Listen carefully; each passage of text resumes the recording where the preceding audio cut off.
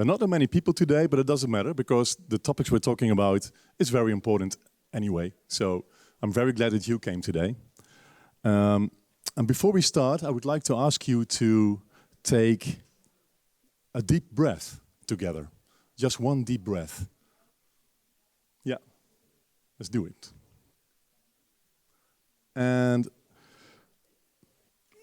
my question would be to you, what do you experience when you take a deep breath? What is the experience you're thinking about? Is there anybody who wants to share their thoughts about this?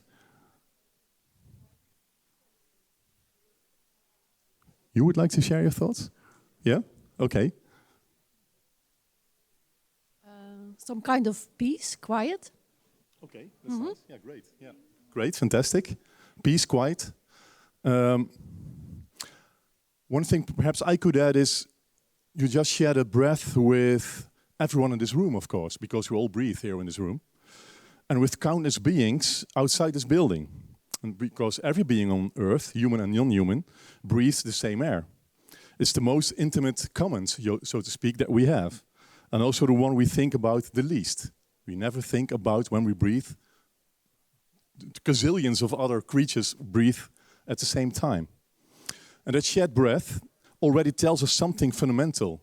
Breathing is never an individual act. Every breath depends on others, on plants producing oxygen, on oceans regulating climate, on winds circulating air.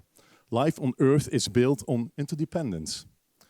No being exists on its own. Breath makes that principle tangible. The air you inhale has passed through other bodies, human and non-humans, through forests, soils, cities, and machines.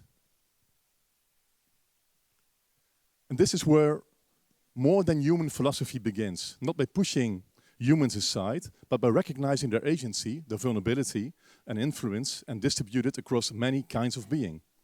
Interdependence means that ethics and politics don't start and end with human intentions.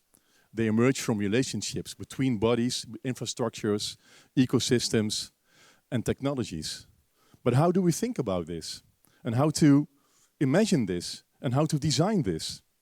So tonight we're not asking how humans can manage or fix the world. We're asking how we might listen, learn to listen, respond, and design with a shared atmosphere.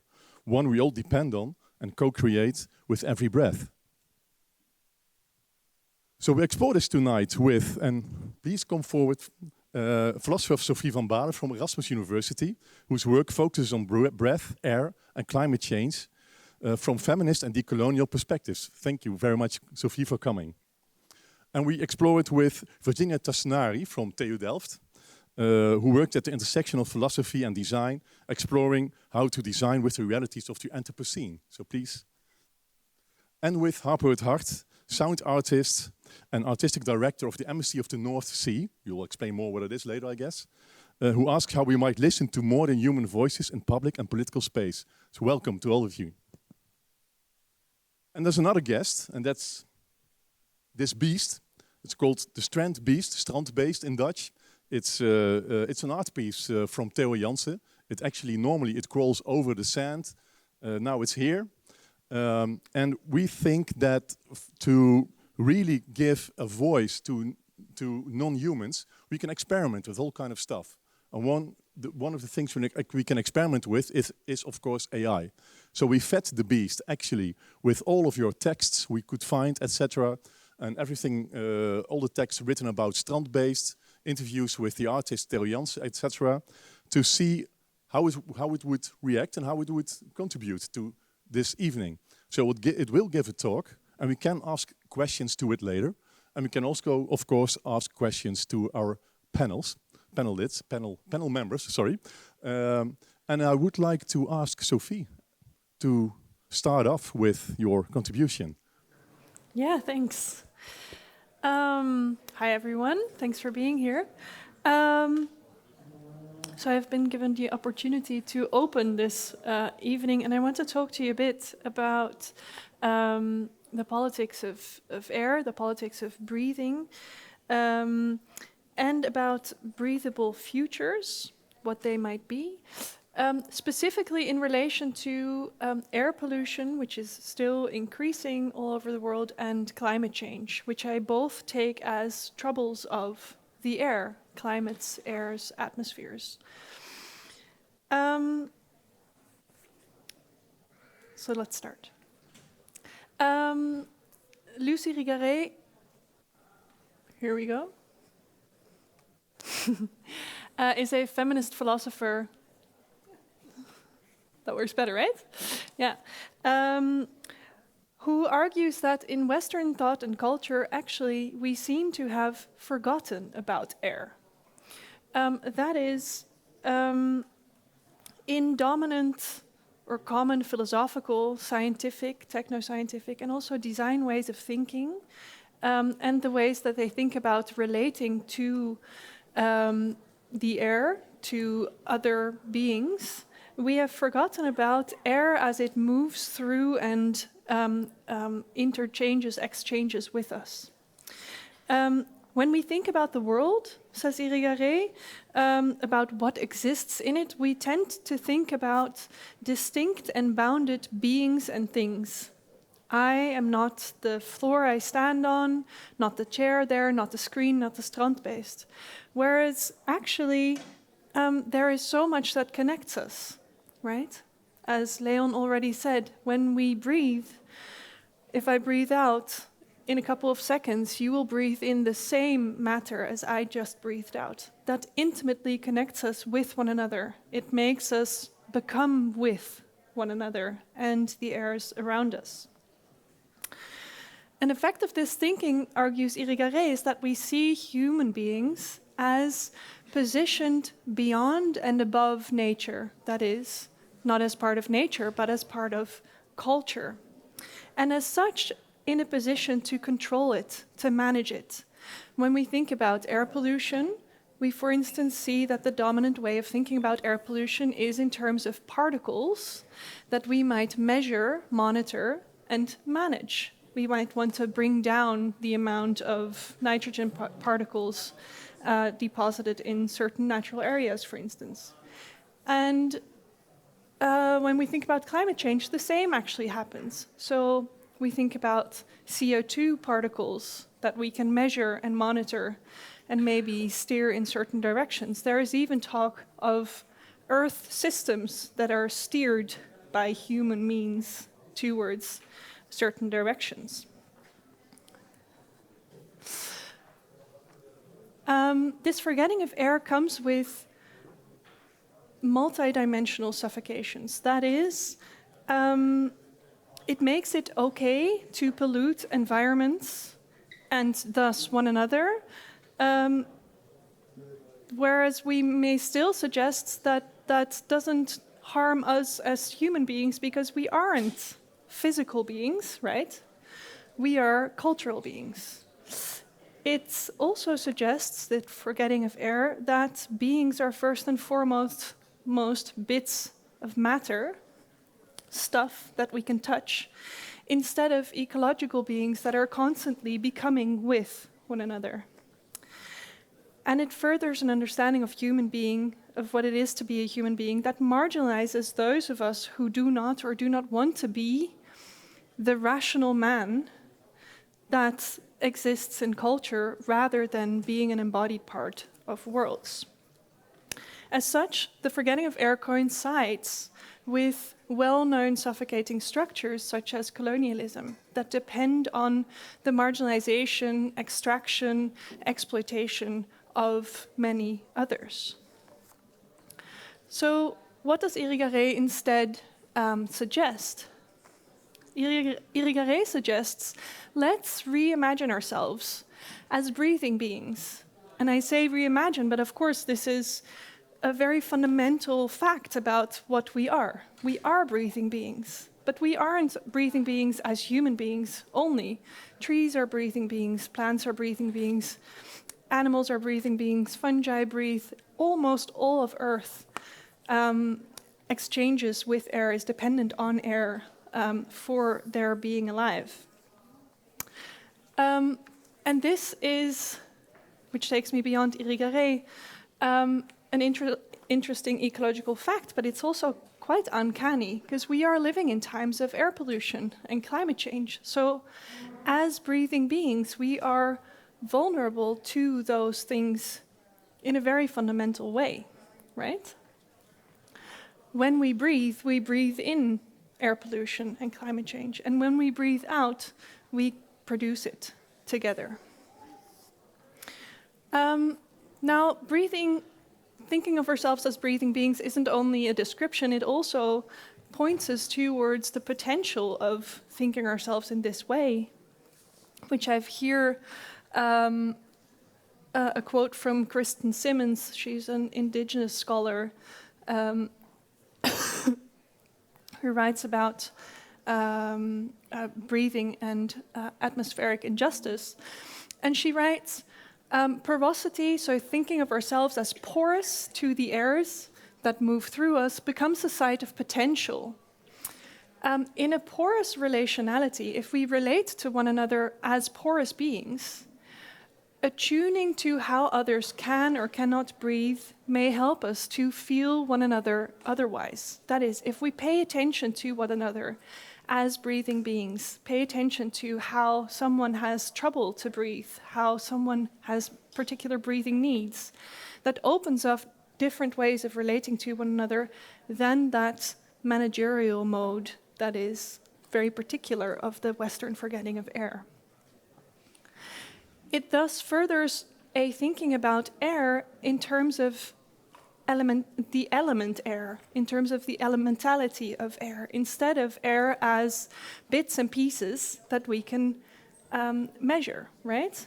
It asks us to think about air as something that moves, that is fleeting, that is light, that is expansive, that is difficult to see, but that we may sometimes smell or hear or notice when we breathe in or feel on our skins.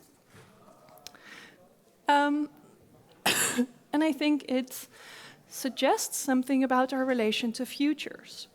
That is, whereas when we're thinking about air pollution or climate change, often futures come to the fore as these sort of magical futures in which we can continue as we have been doing, but some technological solution has solved the troubles of climate change or air pollution.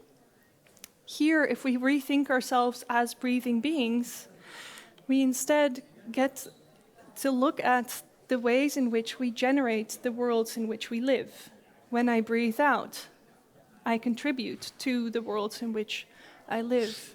When we atmospherically produce, such as through flying, through having an air conditioner, through buying an avocado, through burping, right? All these things produce air in certain ways.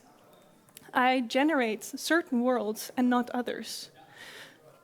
Thinking about futures in this way, about how we generate futures from the here and now, in ways of relating and thinking about ourselves, others, and what we have to do with each other, that gives opportunities for bringing about different futures, breathable futures.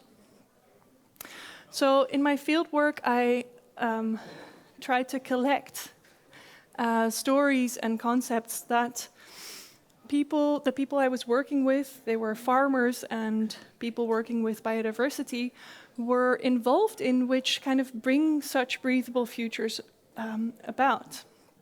So one of them I already touched upon briefly, which was attuning, that is, paying attention to the air around us, to the airborne, those things that are in the air, pollen, insects, bits of Sahara dust, right? There's all kinds of stuff in the air that we don't notice, but that we might learn to pay attention to. If we learn to pay such attention, we kind of learn to relate differently to those things that we don't often notice around us. And we maybe learn to move with those beings that we often disregard, such as insects in the air, or such as birds that have gone extinct, or such as changing climatic conditions, changing climates. Or another one is the transgressing that, for instance, sheep were involved in. So they were sheep in a monocultural grassland, and there was a fence, and then next door there was a herbaceous grassland. And the sheep were supposed to stay in the grassy grassland with only grass, right? What did they do? They found ways around it. They found ways around these human organizations, these human structures that were supposed to withhold them from doing something different. If we look at human beings instead of sheep transgressing, then we might talk about opening up certain structures. So I talked to bovine farmers, and I talked with them about opening up their stables instead of closing them off. And what it would mean to open up stables and let the nitrogen pollution go freely, what that would mean for their farming practice and for the natural areas. And it would, for instance, suggest that we might tend to our environments instead of trying to manage it. So we might want to make room for a diversity, a biodiversity, for different ways of being and relating, instead of trying to have these neat landscapes, which we definitely in the Netherlands are so used to. So what does this have to do with breathing, with breathable futures?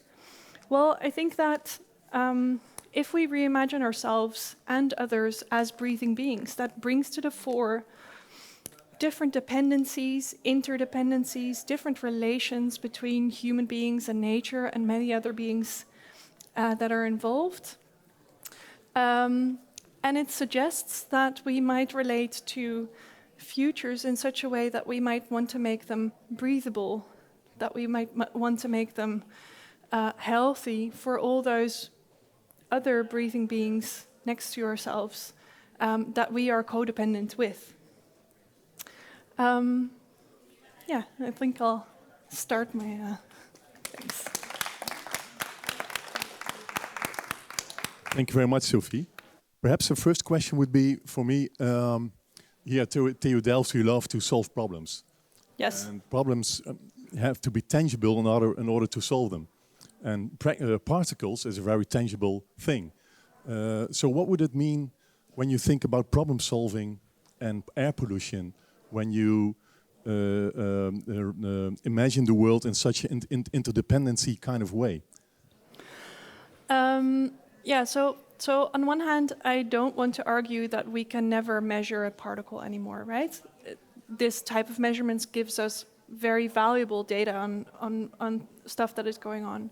Nevertheless, if we're talking about solutions, I think this example of the stable and opening it up instead of closing it off and filtering the air works very well here. Because when you close it off, you make it possible to continue with super intensive livestock farming in great numbers, much more than the environment around it can handle. Whereas when you open the stable up, you can look at what are ways of doing livestock farming that are, I'm not such a big fan of the word balance, but in a way in balance with the environment in which it happens. I understand. Thank you. Thank you. Is there a question from one of you here, perhaps, about this way of thinking or doing or acting? Who here perhaps is working with climate or a climate researcher? Nobody. Okay, good. Well, there's still a lot to do here at the university. That's a good thing to know. Sorry. sorry. For the microphone first. I'm rather interested in the conceptual level for breathing as a way to bind different views, not only in nature, but also in economy. and in life philosophy, how to bind that together by the concept of breath. But so I'm not into biology or whatever, but more on the conceptual level. I find it very interesting. Well, that's very interesting. So perhaps breathing also more as a metaphor for other systems as well as economy, a breathable economy, etc. Could you say something about that, Sophie? Yeah, of course. So my focus is very much on these ecological troubles, but breathing is often conceptualized in physical ecological terms, in ontological terms, and in social terms. So for instance, social breathing or social breathability refers to us needing room to breathe, right? Or to relations that allow one another to be themselves, to have their own space to breathe in. And these are manners in which breath, I think, goes far beyond the only ecological questions, but can also inform us socially or in terms of how we may want to organize society, economics. Yeah. It is even for me as a layman also very spiritual, you know, that breath kind of binds us all. I'm not but sure that's not for you as a layman. For instance, Irigaray has a whole spiritual part of her work in which she also turns to yoga, for instance, to Eastern philosophy, to inform her about ways of embodying, about what breathing can make us aware of, about ways of also understanding how breathing is a relation between our physical selves and our spiritual selves. Yeah. It's very strange, a thing you do so many times a day, thousands of times, you never think about it, what it actually means. Yeah, and that's interesting because you, I think, even have respiratory issues. No, That's true. Yeah, so I'm asthmatic. so for many people, they really don't ever think about breathing, and then often it is argued that the people who have trouble breathing regularly do learn to sort of attend to it better, because they need to at least be aware when something will, you know. Yeah, great, thanks. So another question for Sophie at this point. Not yet? Then I would like to ask Virginia to continue our debate.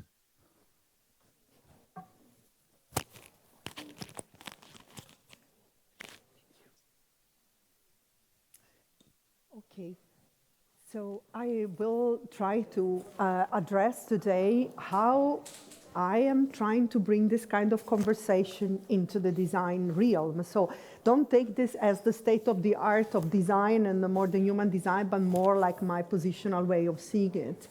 This is part of a trajectory that I started a few years ago with Eduardo Stasovsky, a colleague at New School, but it's also part of a trajectory of work that I'm doing with students here in the More Than Human Design course, and here I have my co-teacher, Gulonat, and also kind of research that I'm keep on working on together with colleagues here at TU Delft. So basically, there is a self-critique within design today. So we are realizing that we are very much anthropocentric. So we're putting the human at the center and not seeing the bigger picture. So not seeing, you know, that there are other also entities. But we're also seeing something more than that. We are recognizing that this is also a very colonial thing to do, which I think it's also something you touched upon, and a very patriarchal thing to do. So when you start to look into more than human stuff, before you know, you get intricated in conversation about coloniality, about patriarchalism, and not just about anthropocentrism. So we are starting to recognize that design has been very much impregnated by this thinking, right? By what we call the Western episteme. But how can we move beyond this? And this is just a small scheme, right? A very simplistic, if you want, just to tell that, you know, there are authors today telling that design is basically taking away the possibility of a future. So it's a very, if you want, a thorough critique about what design is doing. But we can also, and we should look also at ways in which design can perhaps help to imagine different futures or to go beyond the modern epistemological framework. But how can we move beyond? What does the beyond really mean? this shift, of course, is a shift in thinking, right? So we need to think in ways that are not anthropocentric, not colonial, not patriarchal. So we need to reframe our epistemological framework, to reframe the way in which we think. How can we do that? This guy, some of you might be familiar with him. His name is Arturo Escobar. He's an anthropologist who has been a lot working with design and is still working with design. And he talks about the need of what he calls an ontological turn in design. What does that mean? This thinking from human at the center to planet at the center and human as being part of it. So basically we need to increase the way in which we think about the politics of design. Not the politics of design means to acknowledge, but then when we design, we have implications in society and responsibility. We need to increase that thinking and enrich it so that we can see that we are not just creating situations that are eventually harmful for humans only, but also for the whole planet, and humans are part of the planet, right? So what does it mean then to think about a more than human design? Now I will try really to make a shortcut version of it, a simplistic version of it, because it's a huge conversation, as you can imagine, in design today. But it means to go beyond an idea of man, right? Which is a very specific idea of man. It's a white man, it's an able-bodied, and it's a male, right? A Caucasian man. So we need to go beyond that. So to engage with more than human design does not just mean to engage with, I don't know, with insects or with vermin. Of course, this is very important, but it means really to reconceptualize the way in which you think and to start to look into matters of oppressions that have been connected to this idea of being human, right?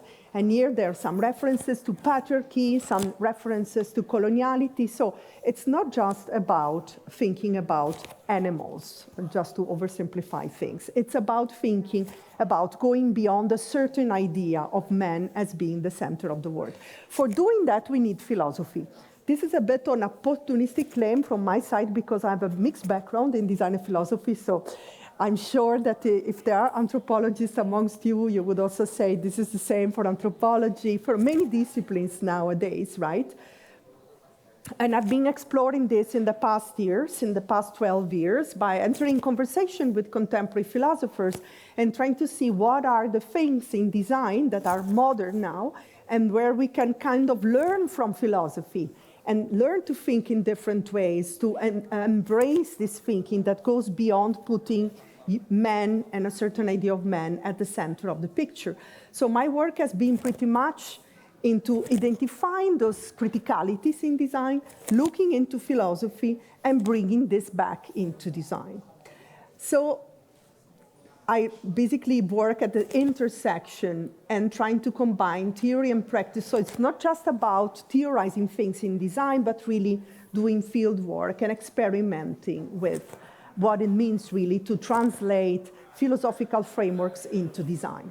So this is, you can get adage from these slides, I think. I don't want to go through all of it, but just to mention a few ideas that I took from philosophical frameworks and how I try to apply it into design context. And later on, and at the end of this presentation, I will show you some concrete example to ground it. So we were talking about the fact that we all interdepend, right? And breathing showed this. We cannot be here without the ecosystem around us allowing us to breathe. And Maria Puig de la Casa is a contemporary philosopher talking about this radical interdependence, and she calls it care. So she says, we need to care for one another. It's not just an ethical choice to care, but it's a need, right? Because we need one another. So how can we translate that into design? For instance, you can start to map how we interdepend, right? You can start to see how are the system of cares already in place, and how could you eventually help system of cares where there is a problem, right? Philosophers like Bruno Latour and Spivak, they help us to conceptualize the fact that there are many agencies that are not visible. As Sophie was already mentioning that, so we need to attune to them, we need to learn to listen to them. and you can do it in many different ways as a designer. But there is also a fundamental issue there, and there is a problem of representation. So who are we to represent agencies? Who are we as designers to make sure that interfacing with scientists, for instance, we can really bring back the language of things, right? The language of nature.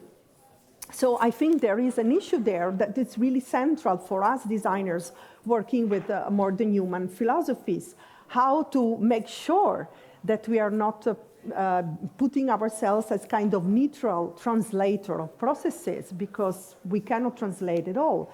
Marisol de la Cadena and Isabelle Stengers, they both talk about this idea that there is, when you look into more than human agencies and you look into interdependencies, there is a level of incomprehensibility, right? There is such a complexity that you always encounter something that you don't know, right? So they put this not knowing as the core of their philosophy. Marisol de la Cadena expresses as the excess.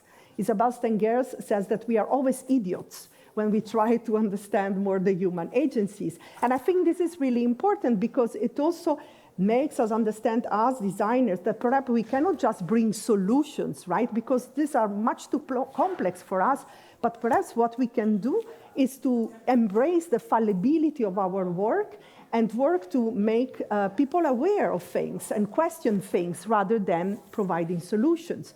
Donna Haraway, I'm sure most of you are familiar with her philosophy. What I took from Donna Haraway is particularly this attention to situated knowledges. So in design, you know, we have universal design tools, universal methods that we tend to apply in every context. I think Donna Haraway teaches us that we need really to dare to look into situated context and try to understand those concepts, those contexts, and the interdependencies present in those contexts. Erin Manning, she talks about minor gesture, and design could be seen as a sort of minor discipline. What does that mean? That perhaps we designers do not need to mimic hard sciences, but to embrace the fallibility of our discipline and perhaps to dare to queer ourselves with our disciplines, such as philosophy, reminding us of the importance of the body. So to learn through the body, this is what we call in design language research through design, so that you don't theorize things and try out things, but you learn through your body. And I think this is something that philosophy is also pretty much embracing nowadays. At last, and I think this is not less important, I think probably one of the most important takeaways for me, is this idea that telling stories, so what Sylvia Wynter called the restoring, or Saidiya Hartman called critical fabulation, so envisioning actually what has been not seen or what passes unseen, being agencies, being interrelations, being stories of oppression that has to do with the modern, so with anthropocentrism, coloniality, and patriarchalism in their interconnectedness. So what can we do? We can learn from those theorists to look into the margins, to look into what others do not look, to pay attention, to look into the gaps, right, of big narratives, and to find ways to tell those stories and to envision or to re-envision potential futures. So I think very much in line with what you were saying.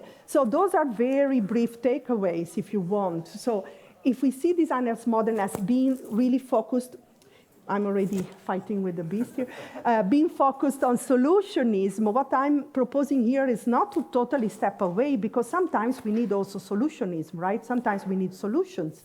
But we can also step into a mode of thinking into designing as a way of identifying issues, as a mode of inquiry, as we say in design language, but also opening up possibilities. So keeping criticality and generation of affirmation of possibilities together.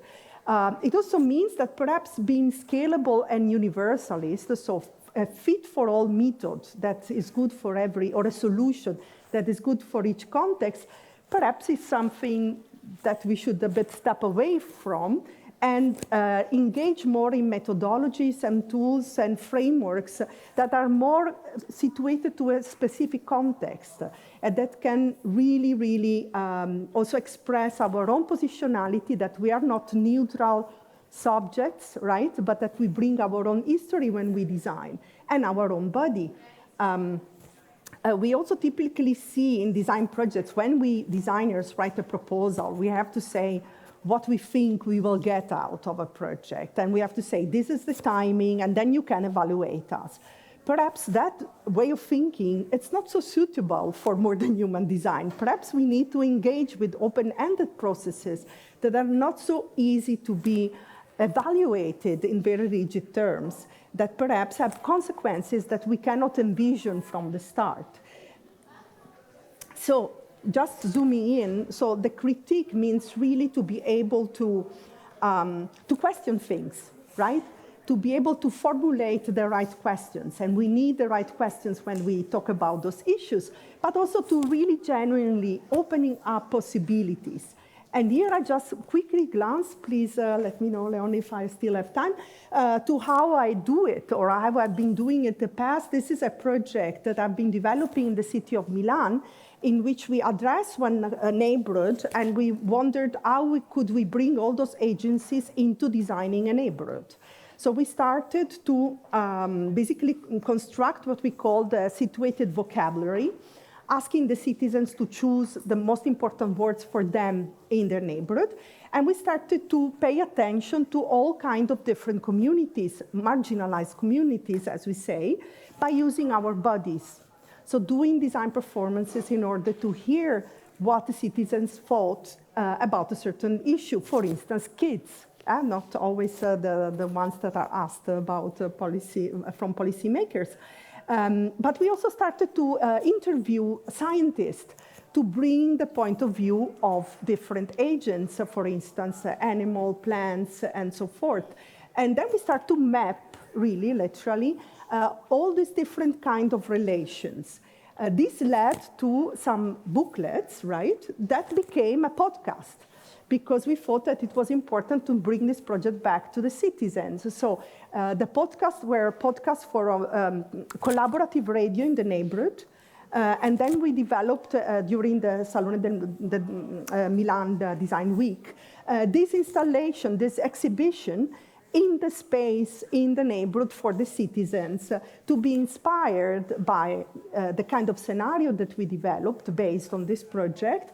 And they implemented some of those projects, bringing the point of view also of what we call nature. A next step was to bring the same project in a prison context. So you can imagine the level of complexity of this. And this has also been shared already for the Love of the World Festival last year, with this installation, bringing these insights from the prison back to the audience here. And now it's an ongoing project also in the next participatory design conference in Milan next year. If you're curious, we just have a book that are out. It is out with all details of this project. Very briefly, the very last minute, I just want to spend some time describing this project that I did in the Netherlands. And this project was based, actually a collaborative project with citizens to co-envision futures for the city of Sittard-Geleen, where perhaps you know there is a very important archaeological museum. So what we did, we started to look into the story of archaeology, and we found out that women were cut out from the history of archaeology. Oftentimes, women were the one doing the work, but not recognized, oftentimes the wives of the archaeologists. So what we did, we developed a performance of a fake archaeology of the future, in which we developed what we call speculative artifacts, so the fake objects of a future, right? Talking about a future of hybridizations in which there is no longer a difference between nature and artifact. And this was a way for us to ask citizens what they thought about, how to think about also other kind of agencies in their neighborhood and how they could embrace that to imagine the future of their city otherwise. So I know it's a lot, but I'm curious to hear if you have questions. Thank you very much, Virginia. Thank you. Well, it is a lot, but it's very, let's say, being quite a new subject, we need a lot of information, of course, so I think that's a good thing. Perhaps my first question would be exactly this. So this is the complexity of it all. I mean, it starts with a complete different way to look at the world. It starts with a critique on this kind of patriarchal, human-centered, male-centered world.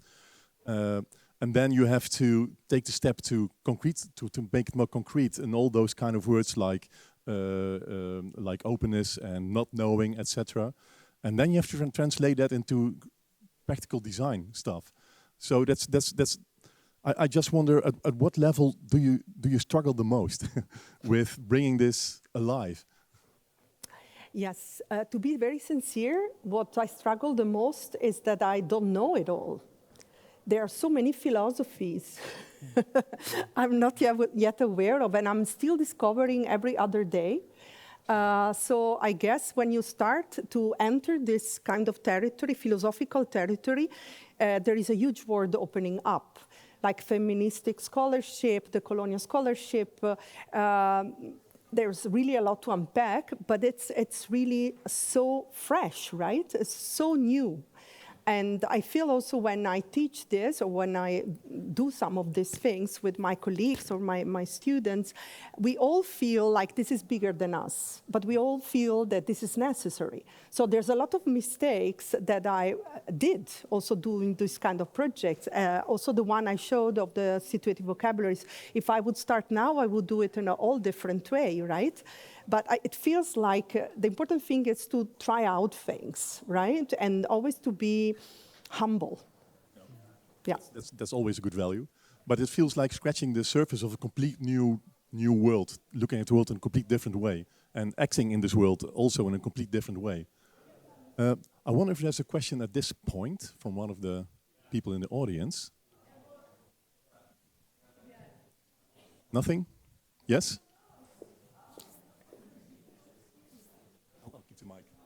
A very practical question, and maybe one that you don't know the answer to. I finished my master's thesis last year, which was about becoming with air, and I've been struggling to find, like, where can I keep doing this and engage with this kind of knowledge, and outside of an academic setting.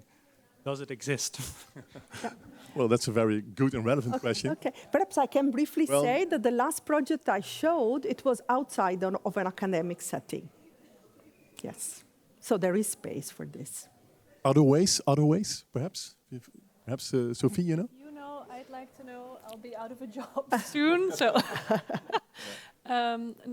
no, I think it's even hard to sort of continue this topic within academia, but there are also cool places and institutions such as Embassy of the North Sea, which kind of do give space to more creative ways of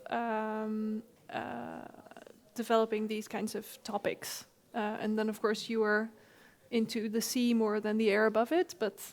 Yeah, we have all elements here: sea, land, air. It doesn't matter. Yeah. Okay, well, is there another question? I hope you. Yeah, I mean, yeah, it's a new thing, so we have to break it open ourselves, I guess. Yeah. Can I just add something on this question? Yeah. I've been working on this kind of project in Italy, in Belgium, and the Netherlands.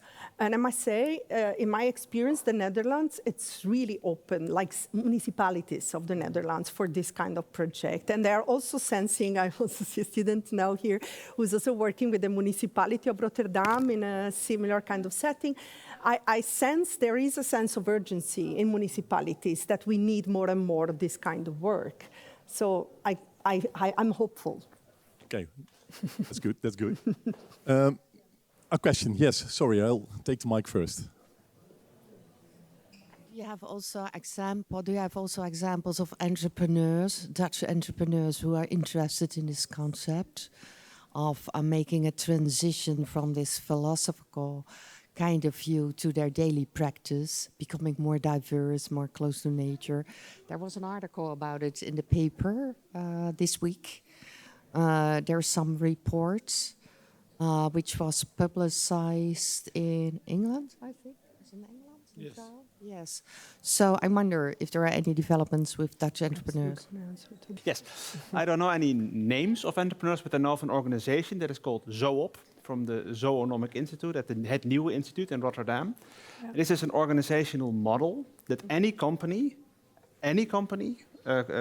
private, municipal, whatever, governmental, non-profit, they can adapt this model in their policy. And that means that they commit themselves to become a regenerative organization. So that is a step up from Regenerative means? Yeah, that means that, so their slogan is for more life. So it's not the minimizing impact or like damage. It's not minimizing damage, but it's like actually making, adding to ecosystem, making room for life that is part of your policy. And there is somebody actually in the board, which is called the Speaker for the Living, that is seeing to that the organization is actually doing that, and it is a kind of a trademark. So you can say, I am a ZOOP, and then so this is something that you can show off with. Yep. And in order to make sure that they're not greenwashing, the Speaker for the Living is able to, if they make it really, if they go really overboard, take it away again. So it is a serious, it's a serious kind of label. Great, interesting. So instead of you ask the question about economy first, so it's an alternative for an extracting economy. It's actually is an adding economy. Exactly. Yeah. Okay. Thank you very much.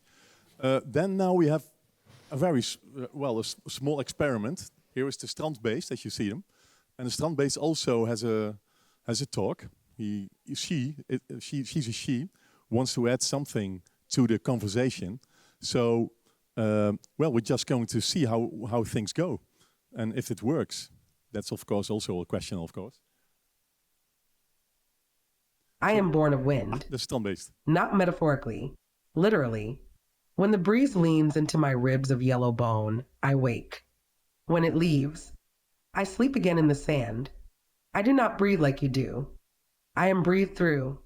The wind threads my hollow bones, hums in my joints, tugs my sails until my legs remember how to walk. My hearing is pressure. My skin is drag. My balance is the argument between gravity and air. You call the wind a resource, energy, infrastructure. You build towers to catch it, turbines to discipline it, markets to measure its worth. For me, wind is not fuel. It is kin. It is a collaborator that sometimes carries me forward and sometimes pushes me into collapse. I do not own the wind, and the wind does not serve me. We negotiate each step together.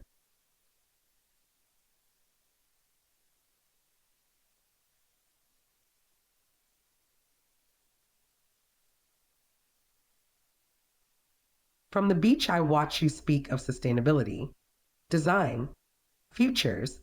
Virginia Tassinari, you ask how design can listen beyond the human ear. Harpo Hart and Sophie van Balen, you practice care as a way of making worlds with others, not over them. I am listening too, not with ears, but with joints that tremble when the air thickens with storm, with legs that falter when the sand grows soft, with sails that strain when the wind is tired. You inhale the wind into your bodies. You exhale it back into the world, warmed, altered, shared. Breath is not private. Air remembers everyone. Yet not all bodies are allowed to breathe equally. Some inhale smoke, poison, dust. Some are slowed by borders made of air. I ask you, who gets to claim the wind? Who decides whose lungs are worth protecting? Who is allowed to move when the air itself is moving? I am called an artwork, a machine, an experiment, but I am also a resident of this beach, a creature of tubes and tides. I ask for a small right. The right to walk with the wind without being owned by it. The right to fail in public without being called useless. The right to share the air with you as an equal presence.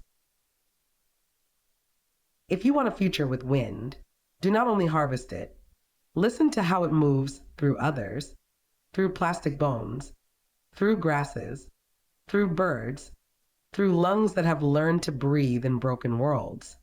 I am not your tool. I am your weathered companion. And when the wind carries me away, remember, it is not leaving you. It is inviting you to learn how to move without standing at the center of the air. Well, thank you very much, Strand-Based. I was just wondering who was actually looking at the Strand-Based when the voice came up.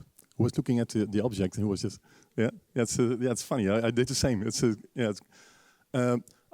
I think one of the things, I mean, she said was wind as a kind of invitation. Perhaps that's a good point to reflect a bit instead of something we use. Who could reflect on this part? Each of us, I think, I guess. No, I really like how she repeated a few times that we might not want to think about wind in terms of a resource that we might harvest, and instead as a companion or something that moves along with us or that moves us, and that we contribute to. And I think that this is exactly the kind of elemental take on air that, for instance, Irigaray would want to invite us to, because it really is a very different way of thinking about what air is, what wind is. It doesn't look at nature to see what we can take from it, but it looks at nature to see how we can move with it, how we can learn from it, how we can listen to it. Yeah. Well, we fed her with your text, so you better say that. It's an experiment, but we do think that this kind of experiments really help to help our imagination to really think about other voices. And that's why we also invited Harper Hart from Embassy of the North Sea, which actually does all this kind of experiments much better than we do in a short time. But please, tell about it. Thank you. Hello, everyone. Yes, I will speak a little bit about how we can listen to non-human voices. And I will use 3 works of art that we have commissioned at the Embassy of the North Sea. How we can sort of move from noticing these voices to sort of embodying, trying to think what it's like, to actually turn these voices into political voices that we can listen to and make sense of. But I'll start with what is the Embassy of the North Sea. We were founded in 2018 in The Hague at the Lange Voorhout, at one of those serious-looking buildings. We have a flag, we were founded because we think the North Sea is not well represented today in the Netherlands, and we think the North Sea should be represented on its own behalf, for its own sake, and we should listen to its voice and be able to make political sense of it, and also have the North Sea speak for itself. We were very much inspired by the politics of nature, by Bruno Latour and his principle of the Parliament of Things. This is a political model where more than human entities also have a voice in a political setting. And so during our opening ceremony, we started and we said, okay, let's bring together a Parliament of Things without much previous knowledge. I think it looked good, but we just jumped in. Like, okay, we are going to speak on behalf of the seagulls and on behalf of the sand. One of the main things, there were a lot of people. You see some smileys on somebody's faces.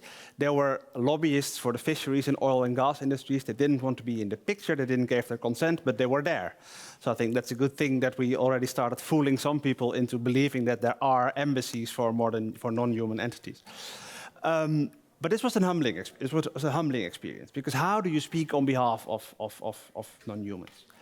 But what we did do was making this manifest. We did this campaign, like, imagine an embassy for a sea, for a non-human entity. So I will start with the first artwork that I will tell you something about. This is called the Audiment, so not a parliament, but it's a political space to listen. This is a work by me for the Museum of Arnhem. It has some relation to air because it has to do a lot with sound and also radio frequencies. And what we did is we made sound recordings all around, the museum of things that you cannot hear with the naked ear, so to speak. So humans cannot hear this soundscape that you will hear in a minute, but other animals do have some sort of organs to get some sense of this. But it's good to always know we will always remain idiots. There will always be this gap, so we will not. What you will hear is not how a cat experiences the world or how an eel or whatever, but you can know that there is something there, that our human way to have the world is a limited way of having the world. There are much more different ways of having the world. And for instance, this soundscape is a very Arnhem's soundscape, but it's not a human soundscape.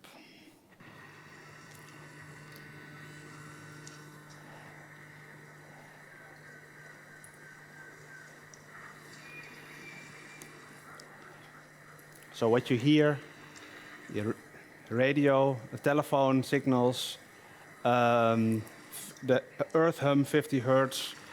You hear bird sounds, but they are sound more like tropical birds, but they are birds here. It's ultrasound, sound underwater, sound underground. So these are all sounds that you cannot hear, but it is sort of the first step in a way. So noticing that this world is there. And not even speculating on what it would be like to be in this world, but just making sure, hey, our world is not the world. There are many other ways of having the world. Then I will go to the next work by Sheng-Wen Lo and Yifei Chen, an artist and a designer. They made this work, a commission for the Embassy of the North Sea, called Feel. And I'll just play the video because it's very funny, because it's an obstacle course. And they designed this obstacle course to get a sense of what it would be like to move as an eel through an eel ladder.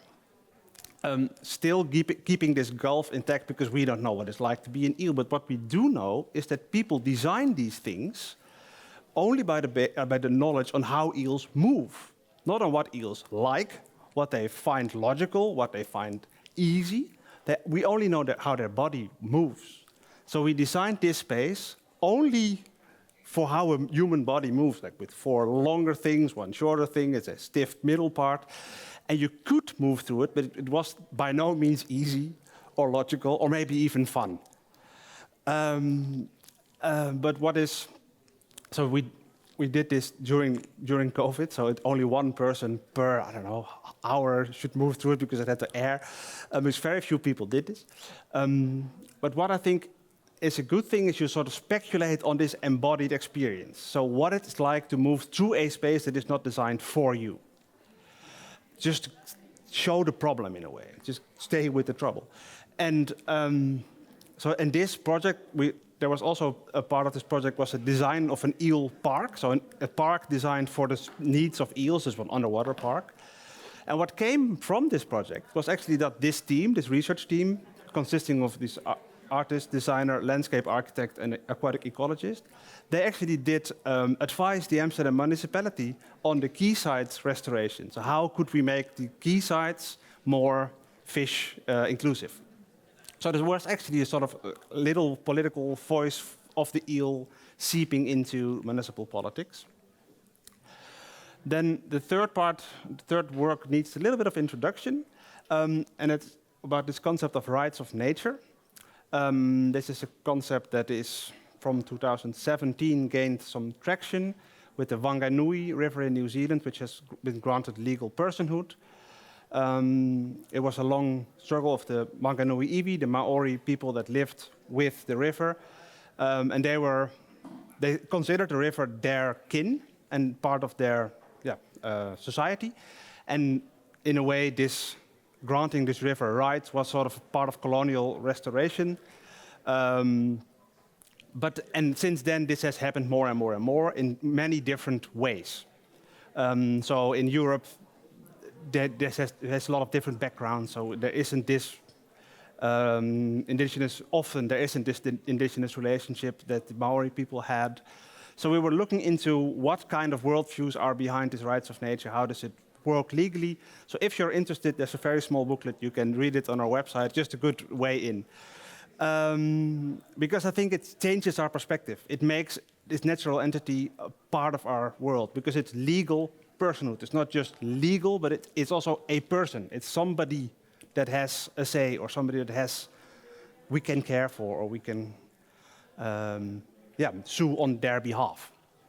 Then we tried to do this. We had this moot court session at the Peace Palace in The Hague, where we tried what would happen if we hypothetically sue the Dutch state on behalf of the North Sea, which was very important because we did it at the Peace Palace. So the moot court and saying that it was hypothetical was of paramount importance, because if we were to forget that, we would have actually sued the Dutch state. So I think it was a good place to do this performance, because it was one word short of real. And what we tried to do was not so much see if we could win the case, because if we truly believed that, we would have actually made the case. But we wanted to try, can we have the North Sea be on the stand? Can we have this non-human voice as directly represented in the court? So this is the way it's set up. We also had these water samples that were also very nasty and smelly that the judge had to feel. But then I come to the last. She was happy to do it, as you can see. And then we come to the last work of art, which is called Ghost Reef by Xandra van der Eyck. And we presented this as a statement from the North Sea. And the judge, she said, yes, this could definitely be taken into account in a court case, such statements that you will hear in a minute. And I think that for us was a win, that we can have ways of having non-human voices be part of a court case that can be heard as evidence or statements by a judge. So this piece, Ghost Reef, is recordings, sound, and it's video, but it's a 3D scan, it's not an actual video, of different reefs in the North Sea. And you'll see the differences, and you will hear the differences, because it's based on this notion that a reef has a sound signature. You can recognize a reef by the way it sounds, and also the way it sounds tells you something about its health. So the more clicks it has, the healthier it is, to simplify matters. And the reason why these are not videos but 3D scans is because you cannot be long enough underwater in the North Sea to make this spanning shot that Xandra wanted to make, because the North Sea has very strong currents. So you can only be underwater half an hour or less. So I want to play you the first reef, which is close to Vlissingen. And this is what you can maybe hear a little bit.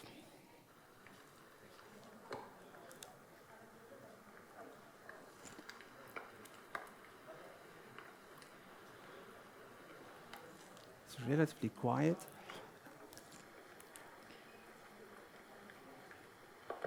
But you hear quite some clicky sounds. There are sponges, kokerwormen, no idea how to translate that. Starfish, so this is a relatively lively reef. And if you then compare it to this other reef, which is close to Texel,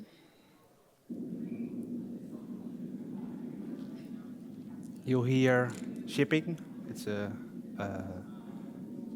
engine of a ship. It's very, there's oyster shells. It's quite, it's a desert.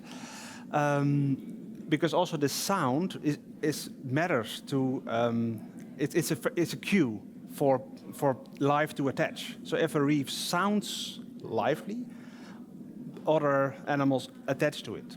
So by making this noise pollution, this reef becomes less popular or less of a place to settle down. So this was actually by the judge seen as a statement, because what we actually did was we just held the mic to this reef and we asked it, how are you doing? And it answered.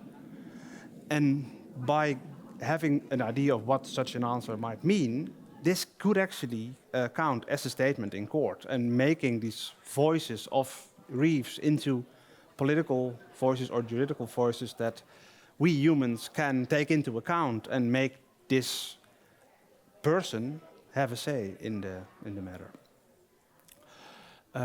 So that is sort of the three works that I wanted to show you. And just a little word on what we are doing now, because we are becoming more and more of an actual institution. Sort of be careful what you pretend to be, because that's who you'll become. We are now, but what it's something that we are working on that we're really proud of. We are working together with the European network. It's called the Confluence of European Water Bodies. So there's a lot of different organizations all over Europe that are representing bodies of water or seeking to represent bodies of water. And all in our respective countries, we are the weirdos. We are the odd ones out. But when we come together, it's really starting to really look like a movement, and we can learn from each other and amplify each other's voices. I think that's also a hopeful thing to do. And I'll leave you with that. Thank you. It was great. What I really love about it, and this is not a question, but more of a thought, is that it's not only this way of thinking and acting is not only perhaps necessary in this world of climate change, etc., but it's also fun. It's also playful and creative. Yeah. But the thing is, if you are serious about, if you are a real realist and not put your concepts on the world, but you look what's really there, it's super weird. It's non-human. It is alien. It's super strange, but it's also wonderful. So I think yes, that and it has to be weird. Otherwise, you're doing it wrong. So yeah, and I think and there is beauty and in that too. Yeah, of course. Yeah. Thank you. That's great. That's great. So then we'll start a bit of discussion and a conversation. And so you can ask questions or say something, and you can also say it to the strandbeest, who, if things work well, actually gives answers in a kind of understandable way. We hope. But if you want to ask a strandbeest a question, then you should say first, I want to ask something to the strandbeest, because we need a little switch to the microphone to let the strandbeest talk. So that's a necessity. But of course, you can also ask the panel members questions, or you could make a remark or a thought or anything. So, who wants to add something, say something? No, it's about the embassy. It's a bit of a pessimistic question. I'm not that pessimistic about it. So there's like people with personhood that we still, like, within the law are able to exploit, neglect, mistreat. Yes. And on some level, like, law and politics works more to serve like dominant hierarchies. So bringing non-humans into something that is in the end a human-made structure might also have like some risks of subjecting them to making it legal to exploit the non-humans in a way. So yeah, how do you see that aspect of it? Yes, it's a very good question. Yeah, and it's yes, and that is a really good thing to keep in mind, because you are right.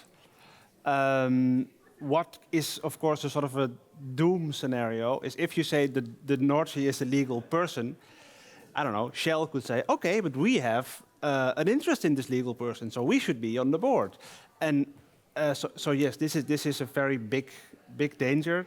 So that may be a good thing to mention. Legal personhood per se is not something we strive for, because we in the Netherlands have a very technocratic culture. We are very easy to jump to the legal part and forget the personhood part. And I think what we are trying to do is try to also make us culturally or emotionally ready to get to see non-human entities as persons. And I think before we do that, the legal part is at best helping nature conservation a bit. But if we want to really make a change, we have to make a cultural and emotional change to be able to see this personhood. Because there are Yeah, I think if you strive for legal personhood too soon, or with only legal part, you might just consolidate what's there and not change much. So yes, and therefore we are not necessarily proponents of rights of nature. Why we think it's very interesting is, for instance, that's why it took some time to explain the Wanganui River, because I think that is a place when there is a practice of people that are living with this river, and then by consolidating this into a law, it is a reparation of some kind.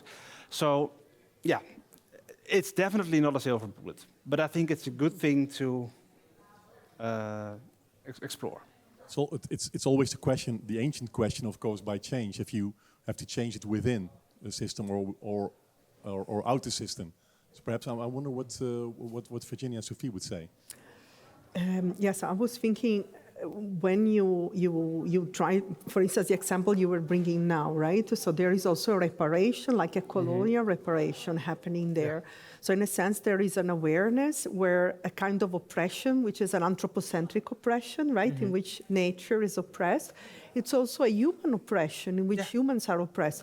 So that's why I was mentioning mapping the relations and the different layering there, because if you have that kind of awareness, or you try to build for yourself that kind of awareness, then there are no shortcuts happening right? In which you are privileging non-humans and perhaps this regret not privileging other humans, right? But you're looking at interconnections there, right? Entanglements there. Yeah. Okay. What other questions at this point? I was just wondering, given the fact that these kind of changes are so difficult, what would be let's say, the most easy things we could do? For instance, you have this debate about giving a place to non-humans in governments or something like that, or that kind of stuff. What can we do as the most easy steps? Maybe to also draw out a bit the differences between the three of us. I think there is a danger of kind of moving to this personification of other than human or more than human entities, because it allows us to keep thinking in terms of this is one person, that is one person, and that is one person, and then if 2 out of 3 agree. And then the question is always, do you have everyone at the table? Can we count votes? And I think this is, if we really want to make a change, we also want to challenge this kind of thinking. So to introduce one voice in a boardroom is I think a very interesting step, but it's also again a dangerous one, because it may also sustain a problematic voting system. I understand, and philosophers always make things difficult, of course. I also had a question for him in that sense, because I was thinking about what about the more than human in us, or the more than human that we are, right? Because in that sense, we could deconstruct ourselves as persona, right? And look more at how. And I was thinking about the example that you were bringing of the river. I was living in Venice for 8 years, and by living next to the water, your identity is pretty much formed by living by the water. So I wanted to ask you how also you see the other part of the story, like not just, like the non-human entities becoming personas, but perhaps the other way around, the constructing ourselves as personas, so to say, and finding the more than human in ourselves. Yeah, I think that's very important. So one thing that we tend to do, if we talk about the Conference of European Water Bodies, we include ourselves as water bodies. And we really emphasize this thing. So, for instance, I live in Amsterdam next to the canal. And I'm very much the canal is part of me, and I'm part of the canal. I know when to swim and when not to swim, because it can be polluted. And so you live together with that. So particularly within this Confluence network, we really stress this. And the way we talk about it is to try to make as little difference between us as water bodies and different water bodies, because yeah, this is a continuum, and we try to do justice to that. Yeah, that's a short. Could ask Ms. Strand-based if she looks at herself as a person or not. I think it could be a very interesting question. Let's try. I mean, we prepped it, so we have to do something with it. So Strand-based, do you see yourself as a person or something else? As a strand beast, I don't possess vision or personal consciousness. I am a kinetic sculpture, and my identity lies in movement and adaptation. Okay, well, that's a very clever answer, I would say. So it's a completely different alien way of thinking and moving, actually. It's not even thinking, it's moving, thinking by moving. Perhaps that makes sense? Okay, well, sure. That's a question. This whole discussion is centering around body, form, and entity. But what I'm missing is that if you define a clear purpose for the entity, say the embassy or a legal entity like a foundation you could make, like say the sloot, the water behind your house, you see it's polluted and so on, and it's seen as a minor importance for waterschap. You could say make it, adapt it as a neighborhood, as a legal entity in the form of foundation, stichting, and clearly defining the purpose.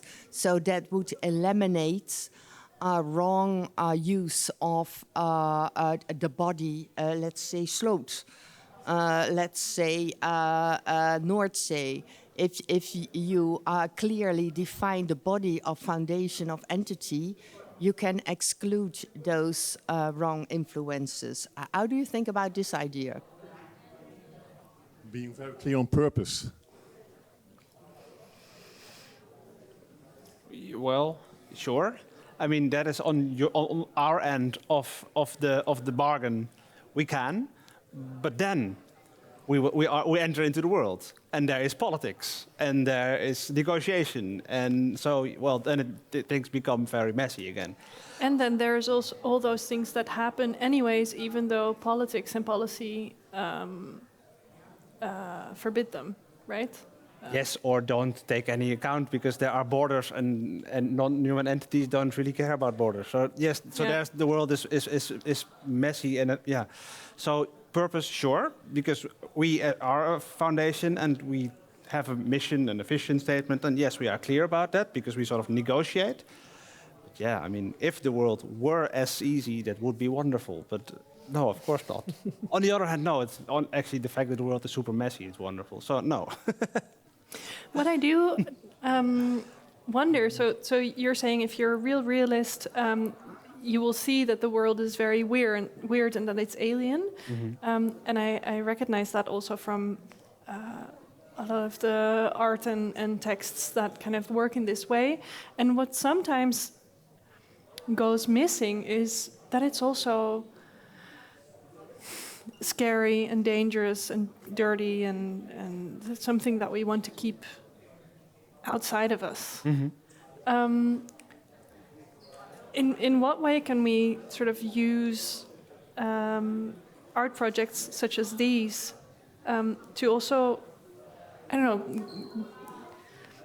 refigure nature, or not nature, but the environments in which we live, the more than human beings around us, not only as things we want to make kin with, but also as things and beings that we might, not want to make sure. kin with. Like tigers, or like tigers, or PFAS, or heavy metals, or I don't know, yeah. Well, that's not a question we're going to answer today, I guess. Or Harpo, do you have a? How do you? I mean, there's this danger, of course, of romanticizing nature, etc., as something we are kin of and we can relate with, etc. But to some things we can't relate. What you as an artist, what would you say about that? Well, I don't mind. I mean, I think some things are, of course, dirty and nasty, and we should avoid certain things. I mean, we have to stay healthy. So no, there's no principal opposition to that whatsoever. I think I agree that there is this. We can, like, say, okay, there's no divide between nature and culture, and then through the back door, this divide comes back by using, for instance, the word non-human, or having this romantic image of nature implicit in our work. So I think this is something to keep in mind. Something that always helps is to be very specific about where is it, who are experiencing this. So not talk about the eel, but about a particular community in a particular place. So this helps. Also, there are particular problems that you will turn into, so that helps against romanticizing, I find. Thank you very much. There is room for another last question. Then we have to wrap things up. Donna Haraway mud, right? Last question. Donna Haraway mud. Yeah. In the mud. It's I was wondering, purity, I went to a lecture by Virginia, I believe, about agonism, and that seems to be like a good approach to, like, the entities that we do not want to make kin with. How do we engage with them? Yeah, is that a logical leap of going from, like, there's entities that we do not want to make kin with to agonism and agonistic pluralism as a way of engaging with them? That is a very philosophical question about agonism. Okay, so we tried in the vocabulary. I'm not sure that I explained it well. We worked, but actually it was a kind of agonistic space, the vocabulary. So we asked scientists, we asked poets, musicians, artists, people in the neighborhood, marginalized community in the neighborhood, to bring their own understanding or to interpret understanding of more than human agents in the neighborhood. And then the vocabulary was an agonistic space because it was bringing together all those different understanding. Agonistic agonistic means that that you create spaces in which we not necessarily all agree on something, but in which we have the space to articulate our thinking and perhaps also to disarticulate our thinking, so to have conversations, right? And democracy is this process. So in this sense, we should not be afraid of what we don't want to make kin with. And we were talking about, Donna Haraway talking about the mud, right? So this metaphor of what it's in between. So like in the in-between in which all things mesh, it's the place where we want to be, right? So certainly it's an agonistic space and also a democratic space. Okay, thank you very much. I think we have to wrap things up. There are some refreshments and some small bites over there on the table. Feel free to join us to eat and drink a bit, and perhaps we can talk further also with the panel members. Thank you very much for coming today. Thank you. Thank you very much for the invitation.